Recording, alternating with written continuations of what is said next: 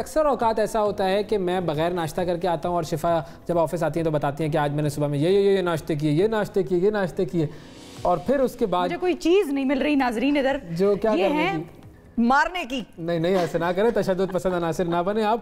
ناشتہ نہ کرنے کا نقصان کیا ہوتا ہے؟ پھر شفا مجھے یہ بتاتی ہیں کہ دیکھو ناشتہ نہیں کرو گے تو نقصان ہوگا تمہیں، لیکن میں نے شفا کی باتوں پر یقین نہیں کیا کیونکہ یہ نیم حکیم نیم ڈاکٹر ہیں. ہم نے سوچا کہ اس پر مکمل طور پر بات کی جائے، آپ کو بھی آگاہی دی جائے. ڈاکٹر نوشین عباس ہمارے ساتھ موجود ہیں. ناشتہ نہ کرنے کا نقصان کیا ہے؟ السلام علیکم. السلام علیکم، کیسے ہیں آپ؟ یہ کیا زندگی میں مسائل ہیں؟ ناشتہ نہیں کر سکتا کوئی شخص تو نقصان ہوگا.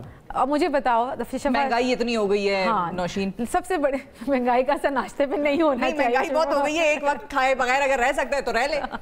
نہیں. اچھا دیکھو، ناشتہ ضروری نہیں ہے کہ کوئی کمپلیٹ آپ کا نا، آپ کوئی کسی بھی چیز سے آپ ملک شیک لے سکتے ہو، آپ اپنی چائے کی عادت ہے تو ساتھ میں بریڈ لے سکتے ہو، اس پہ ہلکا سا مکھن لگا سکتے ہو.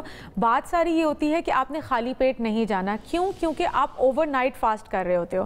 رات کو سپوز آپ نے 8 9 میکسیمم 9 10 بجے بھی کھانا ہے تو صبح 7 8 9 12 14 گھنٹے ہو چکے ہوتے ہیں. سب سے پہلا جو فرق آپ کو نظر آئے گا وہ آپ کے انرجی لیولز پہ ہوگا. آپ کرینکی ہوں گے، یعنی کہ آپ چڑچڑے ہوں گے، آپ کا دل نہیں چاہے گا، آپ کی انرجی لیولز ویسے نہیں ہوں گے، آپ کو اٹھنا برا لگے گا اور ساری چیزیں. ٹھیک ہے، تو آپ کے انرجی لیول سب سے زیادہ افیکٹ ہوتے ہیں، چاہے وہ بچوں کے لیے ہو چاہے وہ آپ کے لیے. اب بچوں کے تو اور زیادہ. لیکن بچے ناشتہ کرنے سے انکار کرتے ہیں زیادہ. اچھا، اس میں یہ اس لیے ہوتا ہے شفا کیونکہ ہم ان کو اٹھانے میں، کیونکہ شیڈیولنگ ان کی صحیح نہیں ہے. ایگزیکٹلی ان کو اٹھانے میں اور اسکول بھیجنے میں آدھے گھنٹے کے مارجن میں we want them to get ready, we want them کہ ناشتہ بھی کر لیں، وہ اپنا واش روم بھی ہو آئے، سارا کچھ تو ہوتا نہیں ہے. اچھا، بچے صبح اٹھ کے کہتے ہیں میں تو تھکا ہوا ہوں، اس وقت کیوں تھکا ہوا ہے؟ ان کے اندر وہ ایک صبح اٹھنے کے بعد کی جو سستی ہوتی ہے وہ زیادہ ہوتی ہے، اور وہی لیتھارجی ول کنٹینیو کیونکہ ان کی لنچ بریک 10 10:30 11 بجے ہوتی ہے. اب اس میں 2-3 پیریڈز اگر آپ سوچو، اسٹارٹ کی کلاسز میں ہم ان کو دیکھتے ہیں بالکل سوئے ہوئے، سمن بکمن جس کو کہتے ہیں، وہ پہلی کلاسز میں. اور بچے زیادہ اچھا پرفارم کرتے ہیں after their lunch break. This is very natural. ایک تو انرجی لیولز ہو گئے. دوسرا یہ ہے کہ آپ ویٹ گین کر سکتے ہیں. کیوں؟ کیونکہ پرولونگ ناشتہ نہ کریں. آپ ناشتہ نہ کریں. کیوں؟ کیونکہ جب آپ ناشتہ نہیں کرتے، دیکھو ایونچولی تو بھوک لگتی ہے نا شفا، you and up eating more and the justification آپ اپنے آپ کو دیتے ہو کہ میں تو پورا دن کچھ کھایا ہی نہیں تھا، تو صبح کا کچھ نہیں کھایا ہوا.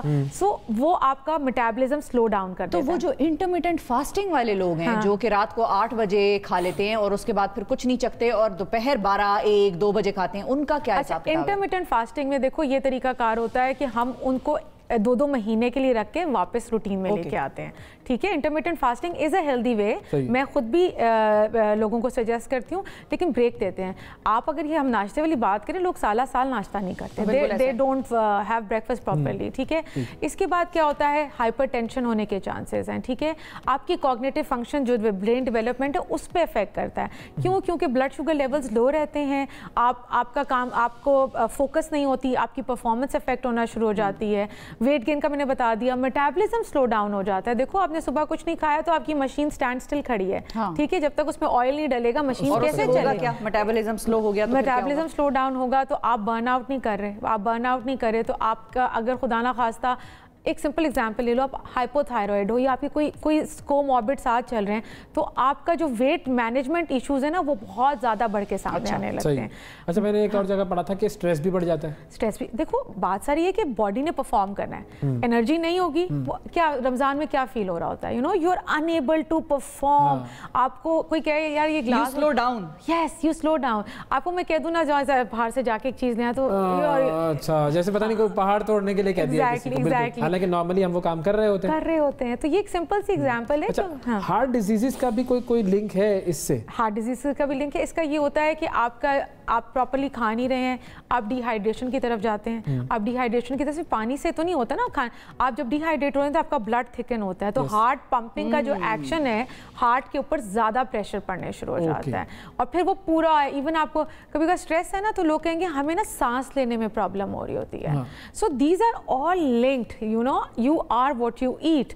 تو آپ اگر اپنی ڈائٹ کو ایک اچھے ہے کہتے ہیں نا ایک اچھا سا کیا کہتے ہیں کھاؤ من بھاتا صبح کے وقت. ٹھیک ہے، اور دوپہر صبح کے وقت تو وہ کہتے ہیں نا کہ وہ آپ بادشاہ کی طرح ناشتہ کریں. ہاں، eat like a king, exactly like a prince and sleep like exactly. تو وہ آپ کا جو رات کا غلام والا کھانا ہے نا وہ بھی ایک وجہ سے کہا گیا ہے کیونکہ اس کے بعد برننگ ٹائم نہیں ہے. ناشتے کے بعد آپ کے پاس ایکٹیویٹیز ہیں پورا دن کی. کتنی دیر بعد ناشتہ کرنا چاہیے؟ اٹھنے کے کتنی دیر بعد؟ میرا میرا خیال ہے گھنٹہ ڈیڑھ کے میں آپ کو ناشتہ اپنا کر لینا چاہیے, کیونکہ دیٹ از اے ٹائم جب آپ پورے سیٹل ڈاؤن ہو جاتے ہیں, آپ کی چیزیں, آپ ناشتہ لیں. اور میں بار بار کہتی ہوں ایک ابلا ہوا انڈا یا دلیا یا فروٹ بول, اتنی ملٹیپل آپشنز ہیں, کچھ نہیں دل چاہ رہا تو نٹس لے لیں مٹھی بھر کے, اور ساتھ میں دودھ کا گلاس یا کافی یا چائے جو آپ لیتے ہیں وہ لیں. دیٹ کین بی اے ناشتہ. اچھا, اب کچھ لوگوں کا یہ بھی ہے, بچپن میں ہم بچوں سے کہانیاں سنتے تھے کہ مجھے صبح کھانے کے بعد الٹی آ جاتی ہے, خواہ دل خراب ہونے لگ جاتا ہے, عجیب سی ایک فیلنگ ہوتی ہے, ہم کھا نہیں سکتے نہیں. اور پھر کچھ بچے بیچارے کرتے بھی تھے, ان کو ہو رہی ہوتی تھی. میں آپ کو بتاتی ہوں اس کی کیا وجہ ہے. میں آپ کو بتاتی ہوں. I have tackled with one. My brother چھوٹا ہوتا تھا اینڈ اس کی ہر دن کی کمپلینٹ ہوتی تھی کہ وہ اپنی وین میں تھرو کر دیتا تھا. کیوں؟ کیونکہ اس کو موشن سکنس تھی. سو لوگ جو گھبراتے ہیں اور جن کی لانگ ڈرائیوز ہوتی ہیں, آپ دیکھیں گے کہ وہ گھبراتے ہیں ناشتہ کرنے سے. ایک چھوٹی سی بات ہے, کیونکہ ہم یہاں بچوں کی بات کریں, یہاں پہ میں نے نا اسکول میں بڑا فوکس کیا تھا سینیٹیشن اینڈ ہائیجین, کہ بچہ گھبراتا ہے اسکول میں واش روم جانے سے. بالکل, بیکاز آف دا پور ہائیجینک کنڈیشن. کیونکہ بچے چھوٹے ہوتے ہیں, وہ اکیلے باتھ روم جا نہیں سکتے, اکیلے سے بھی وہ گھبراتے ہیں. بڑے بچے بھی دے فیل امبیرسڈ اور دے فیل ڈرٹی. تو میں نے اسکول میں باقاعدہ کہا تھا کہ آپ 10 بچوں کا ایک واش روم رکھیں, تاکہ وہ بچوں کی ایکٹیویٹی, وہ صبح ناشتہ کر کے جائے گا. جس کو کہے گا مجھے ناشتہ نہیں کرنا ہے, کیوں, میرے پیٹ میں درد ہوتا ہے. اچھا, پیٹ میں درد ہو دین دے ہیو نو. تو یہ بڑا لنکڈ ہے آپ کی ان چیزوں سے. تو اس چیز میں اسکولس کا بڑا امپورٹنٹ رول ہے. اگر آپ کا بچہ ناشتہ نہیں کرتا, پلیز چیک کریں کہ بچہ کے اسکول میں انوائرمنٹ کیا ہے. پوائنٹ ہے کہ جی ناشتہ کرنا ضروری ہے, اور بہت سارے لوگ جو ناشتہ اوائڈ کرتے ہیں یا بحالت مجبوری نہیں کر پاتے, انہیں کچھ نہ کچھ زندگی میں اپنے ناشتے کا انتظام کرنا چاہیے, یا ناشتے والی کا انتظام کر لینا چاہیے. کچھ کرو بھائی, کچھ کرو ناشتہ. میں وہی کہوں گی, شفا, ناشتے والا کا کیا ہوگا؟ کوئی بھی ایسا شخص ہو نا جو آپ کو پکا کے دے دے, جو گھر میں آپ لوگ رکھتے ہیں, کام وغیرہ کرنے والے. اویس نے جلدی سے اپنی اسٹیٹمنٹ جو بھی کام وغیرہ کرنے والے ہیں, لیکن عوام بہت اسمارٹ ہے, ان کو اویس کے دل کا موسم بخوبی پتہ ہے, ان کا دماغ صحیح چل رہا ہے.